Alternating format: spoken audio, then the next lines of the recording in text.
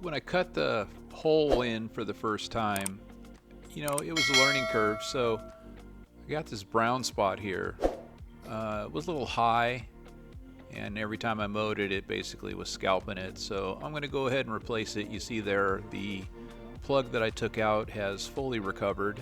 It's looking really good. So I got my hole cutter, stuck it in the ground, pulled the plug out, the little bad spot. I'm going to regrow that. And I'm going to go ahead and put this plug back in, and I'm not putting a whole plug in, I'm just putting a partial of the depth in. So I'm going to fill it up with some soil here, pack it down, and I'm going to try to do my best to get this one as level with the ground as possible. Everything's a learning curve. My first time doing this, so just kind of doing a patch job here. And as you can see there, the grass has grown back really, really good. And that's the one thing about the bent grass. It grows and recovers very well and very quickly. I'm really impressed with the bent grass. Like I've said before, I kind of wish I had done my whole yard in the bent grass and just cut it short.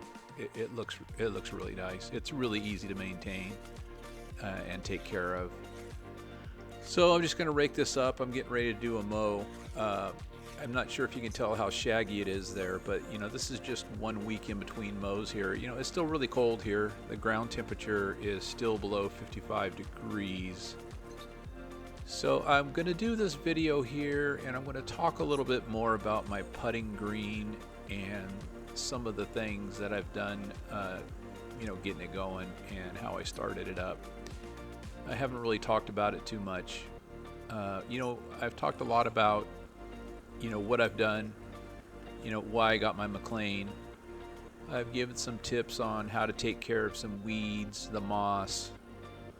I've also gone on about, these YouTube channels that just really spread a lot of bad information. So, I have this putting green. I put it in. I really just did it to see if I could do it. I did say before that, a lot of YouTube channels were saying how tough it was and how much work it was going to be and, all this stuff. And it's kind of like reading reviews. You can't believe every review you read, and you almost can't believe any of them. So I just thought I would try it out. That's why it's a square. I just plotted it out in a square. When I did my yard renovation and put that Kentucky bluegrass in, I did a full strip on my yard. And when I'm talking strip, I mean I killed it. I rented a sod cutter. I cut all my old grass out. I went very deep with the removal. I rented a rototiller after I pulled all the sod out. I rototilled. I went back and I raked up all the root balls and got everything out. I had a custom made shaker sieve that I sieved the dirt with to get the rocks and the root balls out. And I basically started with a really, really clean, relatively flat, ground here. I did bring in a bunch of topsoil. So after I had did the rototilling and got all the roots out, I laid a nice, good, thick layer of topsoil, probably a couple inches. I really don't know. I had 10 yards of dirt, and I just spread it all out, wheelbarrowed it up, spread it out, leveled it out, and got it all ready. And when I did that, I had two 4x4s that I had strapped together, put a rope on, and I used it as a drag. And I basically used that to level out my yard. I also have a leveling rake, which I use to level the yard as well. And I worked really hard at dragging the ground, leveling out the dirt, rolling it, and, dragging it again and raking it with a leaf rake and, rolling it again. And I did that, quite a few times till I was satisfied that I had got the dirt, the soil down to a pretty good level area. And once I got my yard basically flat and level, I just took my drop spreader and a bunch of playgrounds, play sand, and I spread it with the drop spreader, fully open, and laid a nice patch of sand for a base, and I rolled that, I leveled it, I dragged it with my custom drag, and rolled it, and I put my seed down, covered it with peat moss, and rolled it again. And the key here is I kept dragging it, rolling it, raking it, dragging it, rolling it, raking it, over and over, to try to get it as compact as possible. Because when you do a renovation like this, your yard's going to settle, the dirt's going to settle.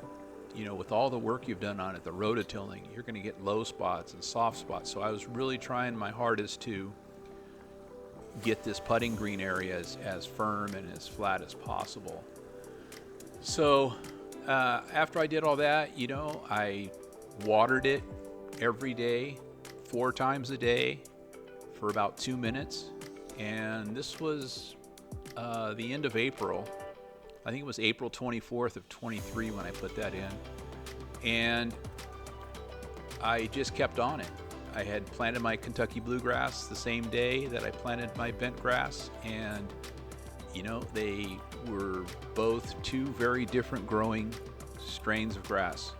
The bent grass green grew in really quick. Within 10 days I had a pretty good patch of grass growing, and the Kentucky bluegrass had barely even started sprouting.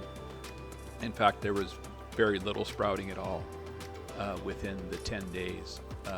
It took the Kentucky bluegrass probably a good, 17 days before it really started showing, and it took quite a while to grow in. I was mowing the bent grass within easily 18 days, probably 2 weeks. I put my first cut on that bent grass putting green, and I was using the California trimmer, and it turned out really good. I was really happy with the results of the putting green. Really, after the first couple of months, it was looking really, really good. Now, as you see here, I have some bad spots now. I had a renovation, an extension to the putting green that just didn't go well. I did way too many things wrong, and I paid for it. So the dirt and the ground under repair, we'll call it, is actually something I'm going to show you in this video. I got really impatient with it. I'm probably going to regret it, but I went ahead and made some changes to that area, which I'm going to get into here in just a second. But just to kind of finish off, talking about my putting green, I have the hole now, I have a flag, I have the hole cutter, and I've gotten some help from an actual golf superintendent on some things to do. And that was when I really started becoming suspicious of all the stuff I was hearing on YouTube about what you have to do to take care of a yard. And I found out that, you don't really need to do all these stupid things that people are telling us to do.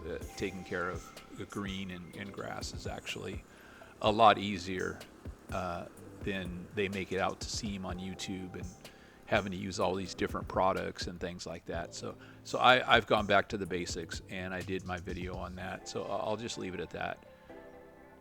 So I'm really happy with the putting green. I'm going to have a stimp meter here later on this year. I'm kind of getting a list of supplies together. I'm going to a golf course supply store down in California in the summer, and I'm going to be picking up a bunch of supplies there. Some things I'm going to use, and a stimp meter is definitely one of the things on the list.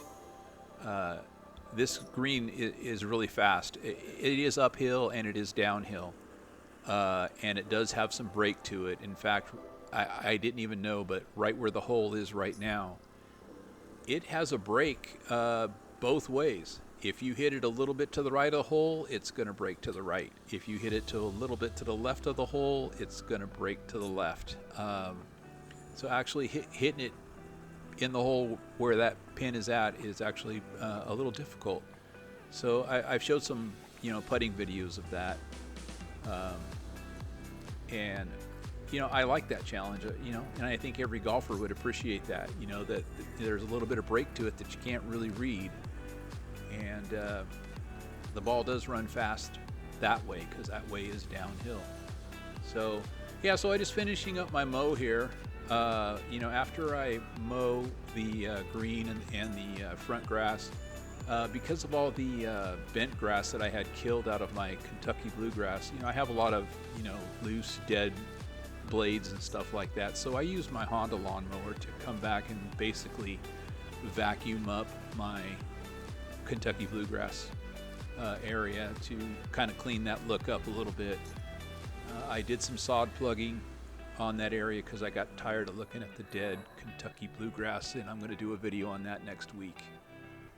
So here is me starting the renovation of that ground under repair, the putting green extension that went wrong. I just am using my dethatcher, and I have it set kind of low, and I'm doing that I'm using it as a leveler, basically. I mean, no other way to put it than I'm using it to grind up the grass and the dirt and kind of find a level point to it, so I can start building a new foundation and try to marry things up with the putting green that's there. And I figured I would do this. Here I'm doing a side. You can see the brown spot there between the putting green and the Kentucky bluegrass. That I'm going to work on redefining the edges of my putting green this year as well. And I'm using tenacity to kill the bent grass. And I'm basically going to use tenacity probably all year long and work on putting some shape into the putting green, kind of rounding it out a little bit. I'm really hoping that this renovation I'm doing right now goes pretty well. But so I did a little time lapse here. I put topsoil down, and I raked it and I rolled it, and I raked it and I rolled it. I used my leveling rake. I used my 4x4 board, posts that I have strapped together.